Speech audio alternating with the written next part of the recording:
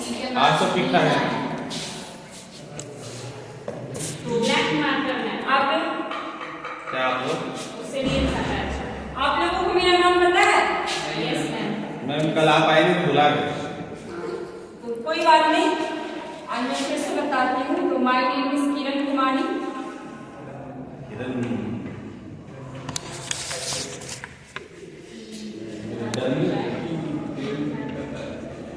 आप लोग आपस में बात नहीं करें।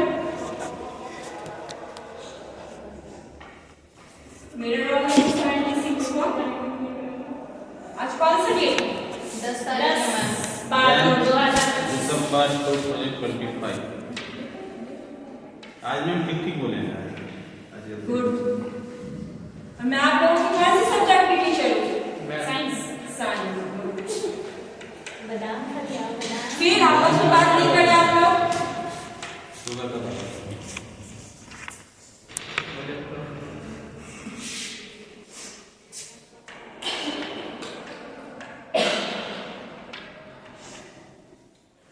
मेरा सब सब्जेक्ट फिजिक्स हो।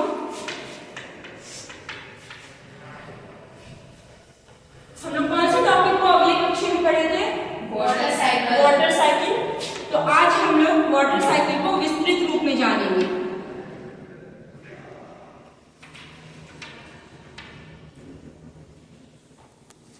जैसा कि हम सब जानते हैं वाटर साइकिल के बारे में, आप लोग बता सकते हैं वाटर साइकिल के बारे में? मैंने जो प्रीवियस क्लास में पढ़ाया था। हाँ मैम। क्या होता है वाटर साइकिल? पानी जमा होता है, पानी भाप बन के ऊपर जाता है, बादल बनता है, बादल बन के बारिश होता है, फिर नीचे आता है। Very good. ये चलते रहता है। ये प्रक्रिया निरंतर चलती रहती है। तो होता क्या है, जब नदी, तालाब, समुद्र, झील आदि का पानी जो है सूर्य की गर्मी पाकर भाप बनकर ऊपर जाता है और फिर पानी की बूंदों से ठंडा होकर बादल बनता है और फिर बादल बनकर ये पानी वायु धरती पर फिर बारिश के रूप में आती है। तो ये पूरा प्रक्रिया जल चक्र कहलाता है। तो मैंने आपको प्रीवियस क्लास में जल चक्र के 3 मुख्य चरण बताए थे: वाष्पीकरण, संघनन और संचय। तो आज हम लोग पहला टॉपिक वाष्पीकरण के बारे में जानेंगे।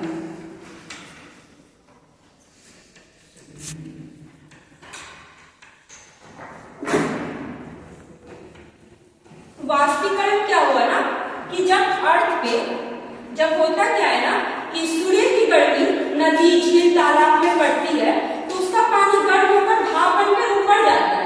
तो ये ऊपर गई वायुमंडल में, तो ये प्रक्रिया क्या कहलाई? वाष्पीकरण कहलाई। जैसे ये अर्थ है, ये हमारा अर्थ हुआ नहीं, ये तालाब है, पाउंड है, ठीक है? नहीं, ये तालाब है, ये झील हो गई। जब सनलाइट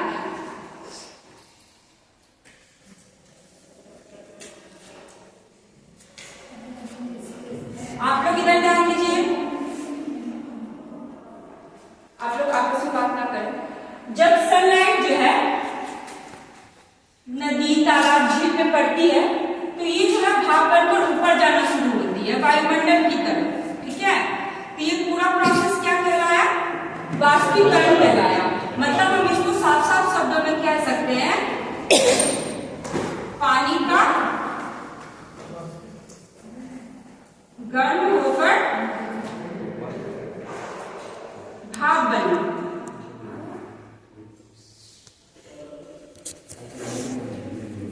पानी का गर्म होकर भाप बनना, ये प्रोसेस हमारा वाष्पीकरण कहलाया।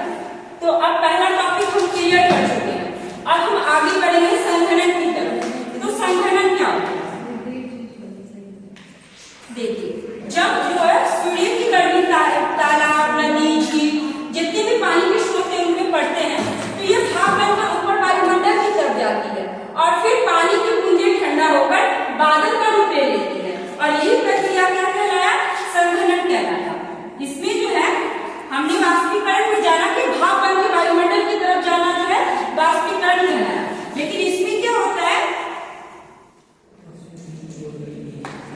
तालाब का पानी जो है सनलाइट के थ्रू भाप बनकर ऊपर जाती है और ऊपर जाने के बाद वो एक बादल का रूप ले लेती है और इसी बादल का रूप लेना क्या कहलाया?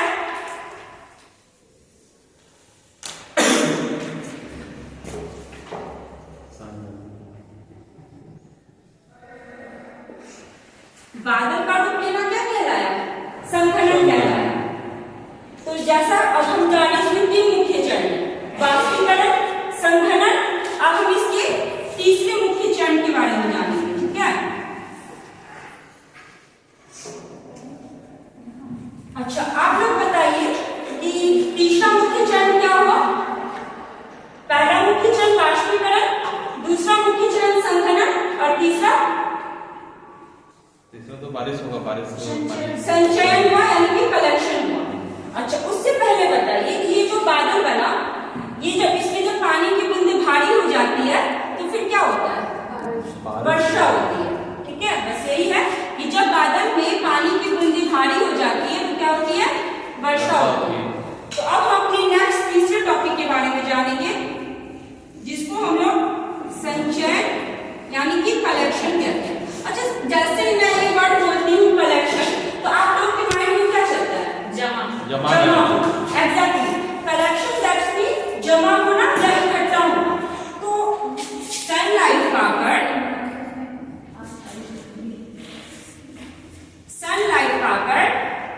जब पानी की स्रोत जैसे नदी, तालाब, झील इत्यादि की पानी सूर्य की गर्मी पाकर भाप बनती है और भाप बनकर ठंडा होकर पानी की बूंद लेकर बादल में परिवर्तित होती है और फिर वर्षा होकर नदी, तालाब, झील इन सभी में जमा होती है। तो ये पानी हमारा क्या कहलाया? संचयन कहलाया। मतलब संचयन का एक मतलब होता है जमा होना।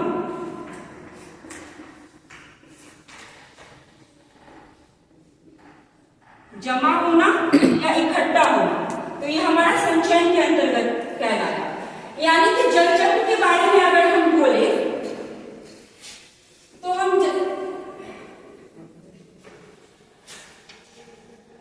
कह सकते हैं संचयन के बारे में कि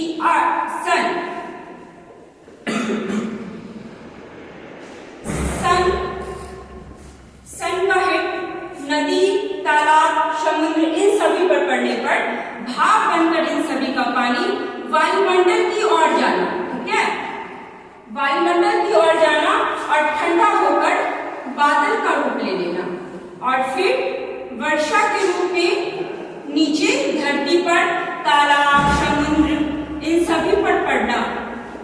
तो ये संचयन हुआ और फिर सूर्य की गर्मी पुनः पाकर ऊपर वायुमंडल की तरफ जाना।